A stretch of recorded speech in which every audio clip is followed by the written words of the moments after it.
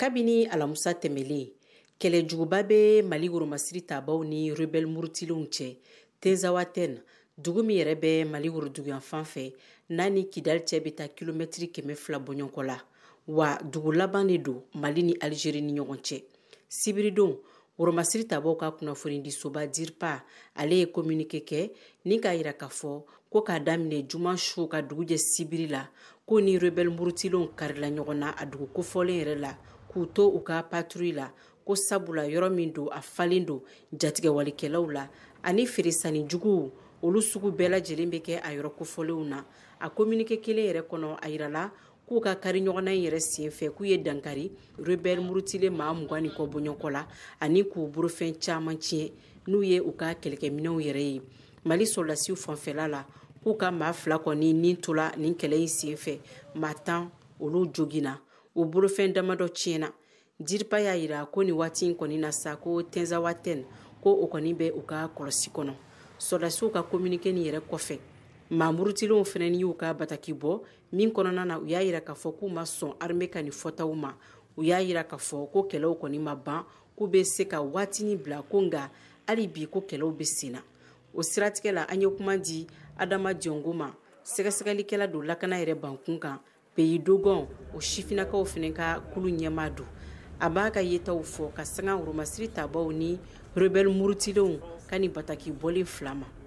Armée bɛ ka communiqué minnu k'a la ani banbanciwalew yɛrɛ mɔgɔw bɛ ka bɔ ka min fɔ a kɔnɔ n'i y'a 2 ta k'a lajɛ an b'a fɔ o de ma ko guerre de communication. Mais n'i y'a ta k'a sɛgɛsɛgɛ yɛrɛ Kidali kɛra cogo min na ni mɔgɔ min bɔra o kalama an ni fisi ninnu bɛɛ kɛlɛ ninnu kɛra cogo min na o kɛlɛ in kɔnɔna na banbanciwale mɔgɔw ye kuma o kuma fɔ a si ma kɛ sababa ye. Kuma taara laban min na o ye armée kun ye communiqué min kɛ kɛlɛ yɛrɛ taara ban o de kan mɔgɔ y'a dɔn k'a fɔ armée ka kuma de kɛra tiɲɛ ye.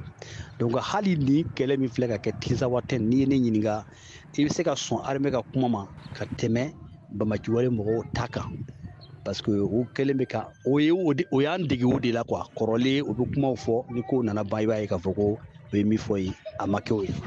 Adama Diongo ale ka fɔ la ko halisa kumaɲɔgɔnya bɛ se ka kɛ Mali ni rebelle murutilenw ni ɲɔgɔn cɛ yaasa ka dan sigi ni wale ninnu na bolodi ɲɔgɔnmaw ka sinsin u ni ɲɔgɔn cɛ ka terrorisme yɛrɛ kɛlɛ. Tuma o tuma ni an ka rebellew ni u donna gɛlɛya kɔnɔ i b'a ye u b'u bolo bɔ ni jatigɛwale mɔgɔw nɔfɛ ka fara u yɛrɛ kan ka kɛlɛ kɛ ɲɔgɔn fɛ hali Tezawatène sisan an ɲɛ bɛ o de la. Donc c'est pour cela ne kɔni ka faamu na min ye rebellew ka côté ye ayiwa ka essayer k'a lajɛ k'olu k'u identifier ka ɲa donc ka kumaɲɔgɔnya don olu ni jamana cɛ ko in bɛ se ka dala sa olu ka côté la cogo min na. Maintenant n'olu ni ninnu farala ka bɔ ɲɔgɔn na sisan donc olu ka ko bɛ ɲɛnabɔ cogo min na armée yɛrɛ b'o fɛɛrɛ bɛɛ lajɛlen dɔn. Yaasa ka se ka Tezawatène o yɛrɛ situation dɔ ni waati in na an ye wele bila DIRPA maaw ma nka an ka wele ma jaabi u fɛ. Mariam Kuyate ka laselikan don ka bɔ Bamako, VOA Bambara tɔgɔ la.